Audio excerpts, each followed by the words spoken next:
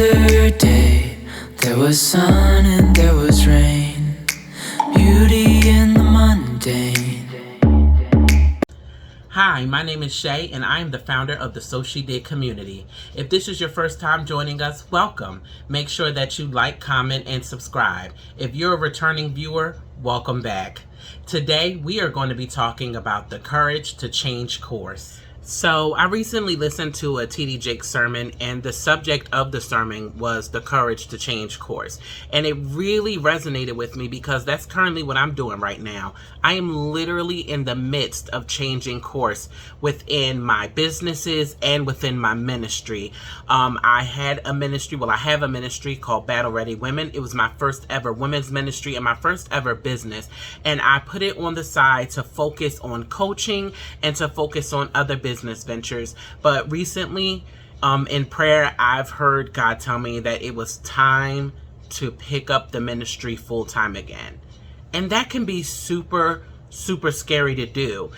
When you're comfortable with the way that your life is going and then you hear God say pivot, you're like, wait a minute, Lord. I've been relaxing and doing my own thing within my businesses, and now you're telling me that you want me to change it.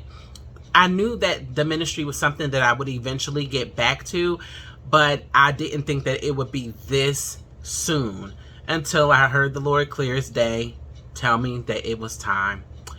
And in my head, I'm thinking, but God, I'm just getting into the coaching business. I'm just starting to really sign clients. I have clients that have monthly contracts with me. What am I supposed to do? And God's like, and it's so funny because when I hear the voice of God, I hear it the way that I hear him the way that I talk, because that's something that I would say to somebody. So he's like, and then he dropped in my spirit a solution to my issue that will not only help my current clients, but help clients that aren't able to afford my services right now. But we'll talk about that. We'll talk about that later. I just wanted to let you know today, don't let fear hold you back from change. Don't let being comfortable hold you back from changing. When you don't do what it is that you're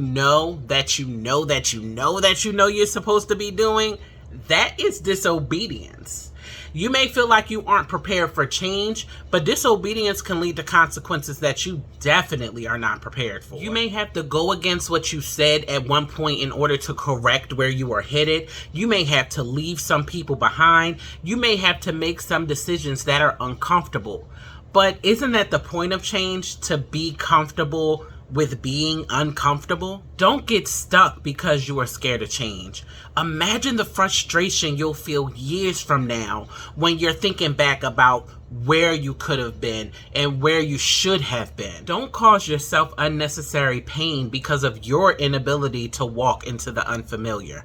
Don't force your future self to live with regret. I want you to take some time today to think about where you need to change, pray about it, and then do it. You've got this. Well, that's all that I have for you today. I hope that this inspirational message blessed you. If you aren't already a part of our private Facebook group for the So She Did community, make sure that you join us. I'll have the link down below. And if this has blessed you, make sure you share it with a sister who may need it today. I love you all with the love of Christ, and I'll talk to you later. We let go of disguise.